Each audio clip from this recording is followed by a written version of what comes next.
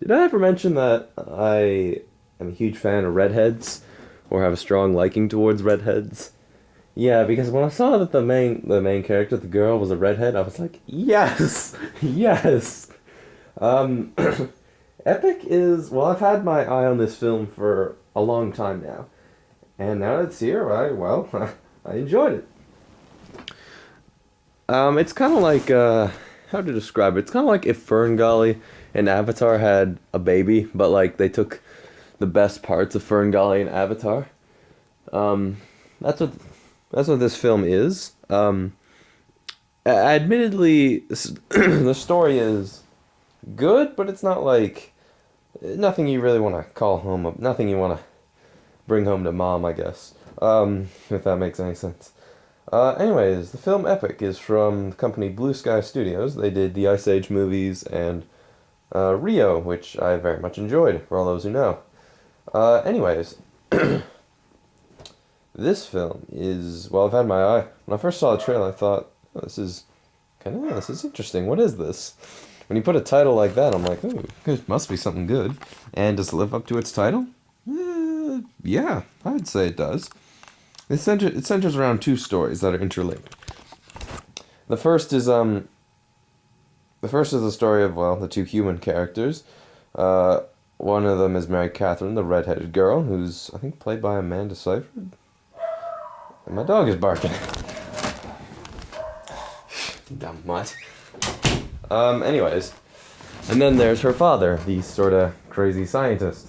I don't remember his name.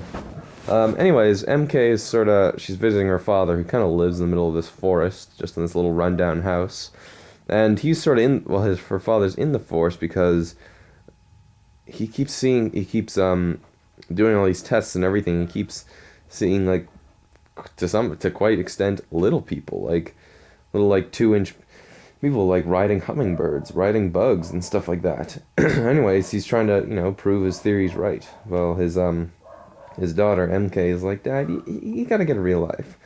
And then well, you learn that the two of them kind of lost. Well, MK lost her mother, his wife, so the father's wife, and I guess to some extent it's like a state of denial.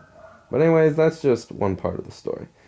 The other half is the more interesting part.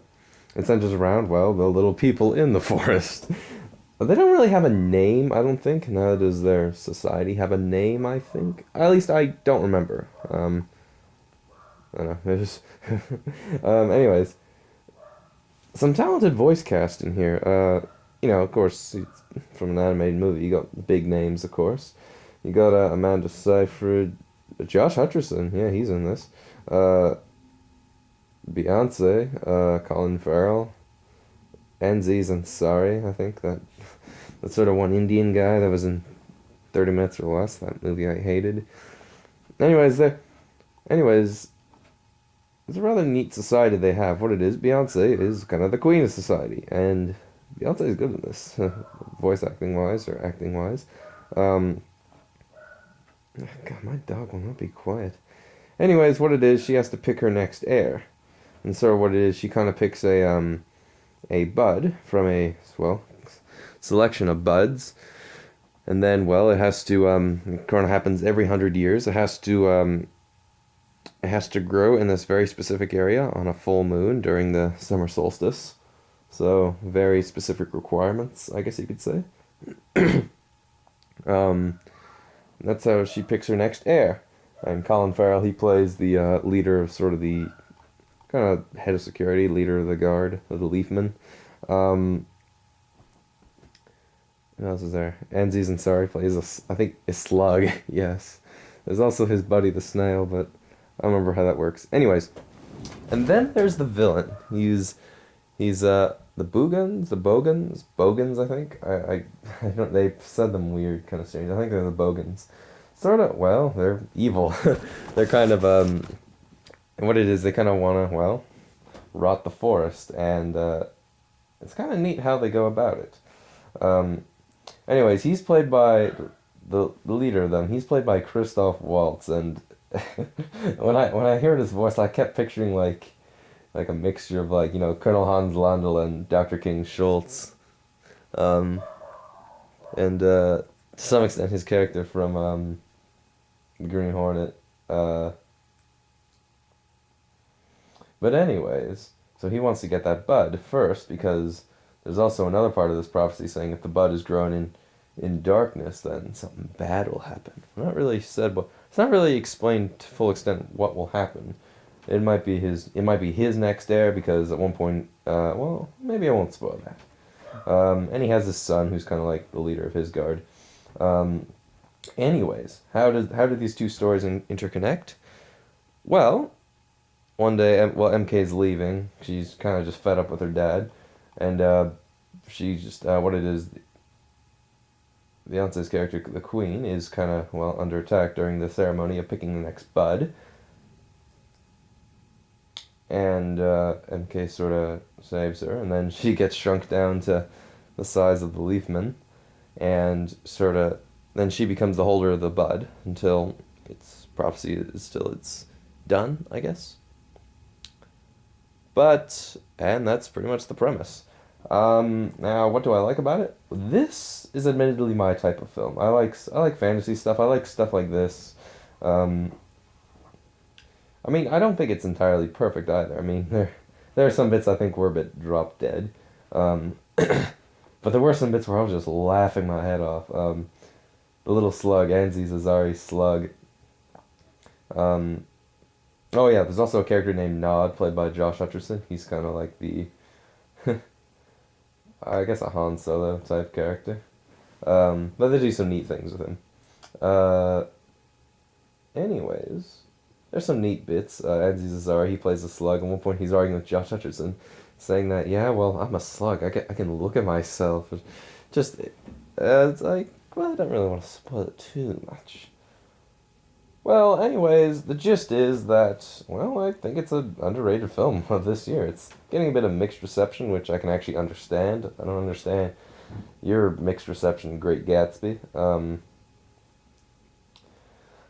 But I very much enjoyed it. 3D, I saw 3D and it was, well, gorgeous to look at. The visuals are great, animation's great, and a bit of science for you.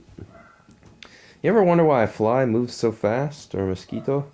Um, well, apparently it's kind of explained. It's sort of like a fly, like, depending on how the size of something, it's kind of living in almost like a separate dimension in its own. Like, and this is shown and explained that like when they're small and at one point they get back into her father's house, that the father's moving kind of all really slow and he kind of speaks like this, kind of like speaking really slow. It's because they're moving. It's not so much as they're moving so well. They're kind of. It's hard to explain. It's kind of like that thing from Red versus Blue. They're just moving at a separate time frame as the rest, but they're still going with full force pretty much. Um, that's funny. That's a funny episode of Red versus Blue. I think about it. But I don't know. It's explained in the movie. I can't really explain it, and well, I never took science. I dropped it the moment I could. Well, now I know a bit about me. Man, my dog is not being quiet. But I much liked it. There are some bits I thought, did they really need to put that in? It's short, it's sweet. My buddy Crooner 500, he didn't want to see it. He wanted to watch Hangover Part 3, but this was apparently the only this is I heard was the best film to come out this weekend. Well, maybe Fast and Furious 6, but I've only watched two of those films. The first one and Fast 5, but I don't know. I think it's I don't think it's perfect, and I think I could have had a bit better writing. The characters are good though. I like them. They don't feel too I think maybe just one or two of them kind of feels generic.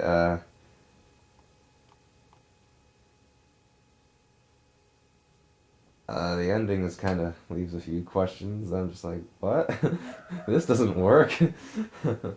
um, but I give it 7 out of 10. Yeah, 7.5 out of 10. I'll give that because, well, I was really looking forward to this. All right. I've seen 5 of the 10 films I want to see this year now. Yeah, okay. And the rest don't come out till July. Oh no, Man of Steel comes out in June, but still, I'm gonna be sitting around for most of the summer. But I enjoyed it. I recommend it. I mean, it's not gonna So you're not gonna be offended by it, I don't think. But I very much enjoyed it, and well, it's my recommendation. And well, this is the first. Well, it's the first animated film I've seen this year. Monsters University is coming out. I think in a few months maybe, sometime in the summer. Which very looking forward to that. But for what it's worth, I enjoyed it. So thumbs up from me. See ya.